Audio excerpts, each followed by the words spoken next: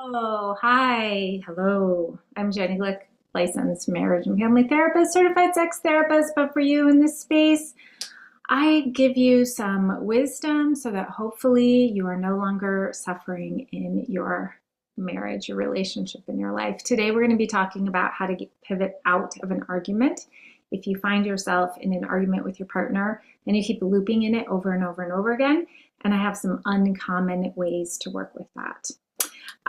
If you like my channel, my videos, please like, subscribe, share with a friend. Sharing is caring, right?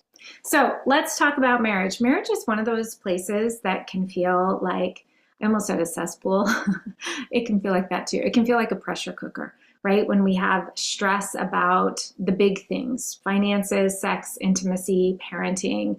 If you find yourself in midlife where maybe you have college age children that you're caring for and also tending to your aging parents, there's going to be quite a squeeze on you and your partner. And one of the first things that goes for us is curiosity, kindness towards ourselves and towards our partner. And so what ends up happening is we're liable to get in arguments. And those can happen because you're in your mind spinning about what your partner did or didn't do that annoyed you. And then you can take that information and start harboring resentment, annoyance, frustration, blame. And then if you've been together for a long time, you can start stacking all that resentment and blame and start building a case about why it is you shouldn't be together, why you stayed together just for the kids, and now you're done, right?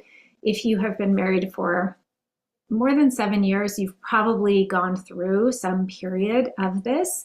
And this is normal, it's typical, and it also tells you something about you and your partner. So my perspective is that marriage is always showing back to you. And the easiest thing for us to do is to say, well, I want my partner to change, so that you don't have to feel the things that you're feeling right now, because maybe you're feeling resentful, upset, furious, right? Disillusioned by your partner, your marriage, your future.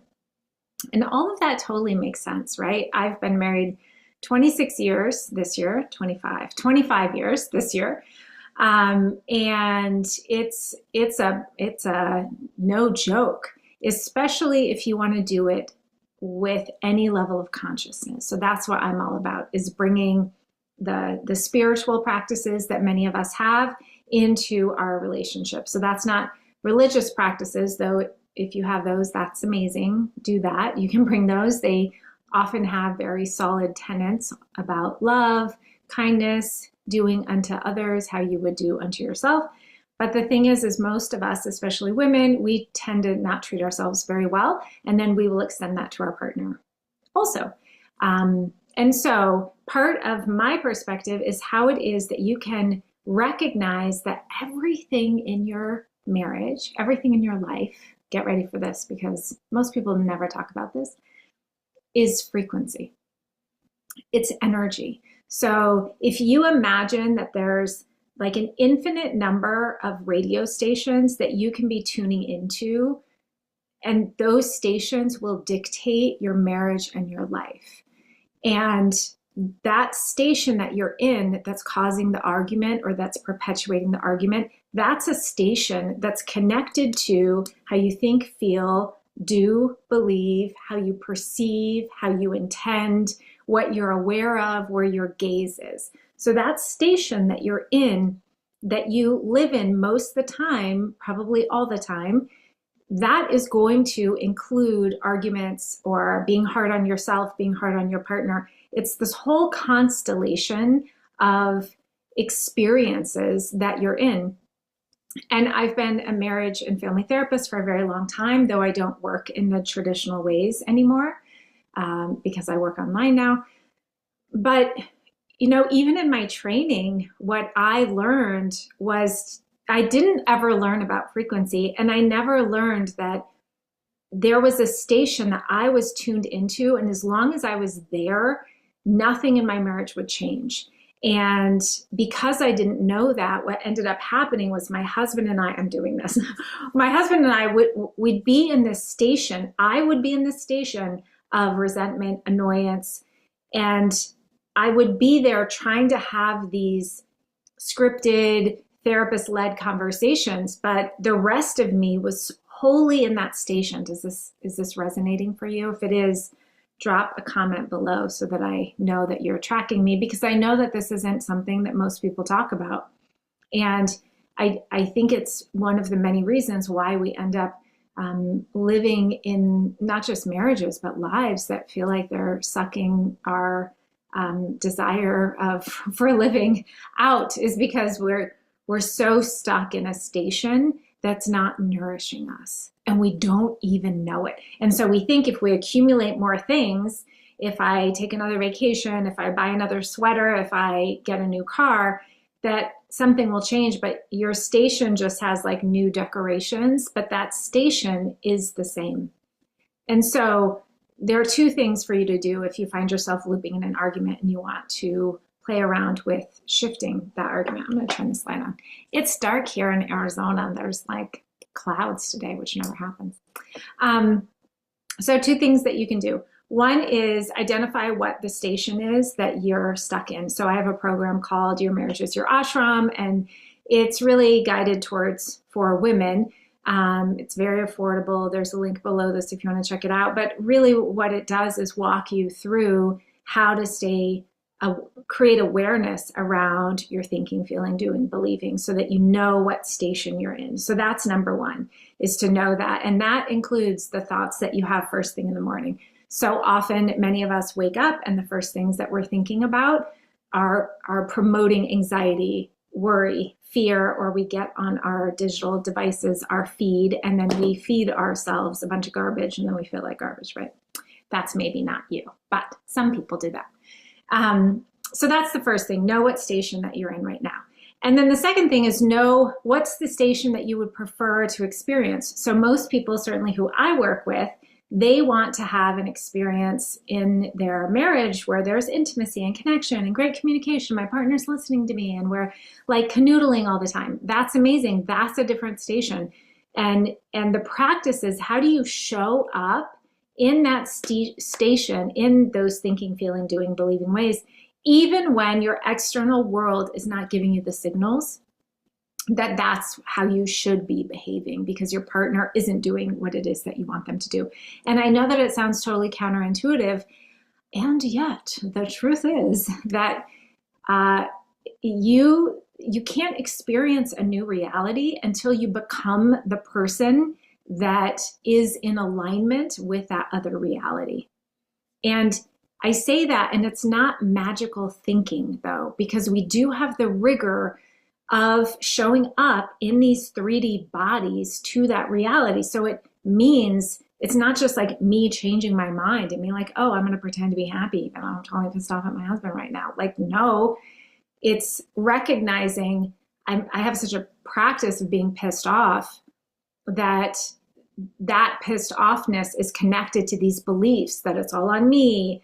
He's never going to change. I married the wrong person. Like, there's that whole constellation of like characteristics, right, that you have. And so it's untangling from those things and recognizing what so many of us have is this practice of keeping ourselves in a place of total suffering, total malnourishment, right?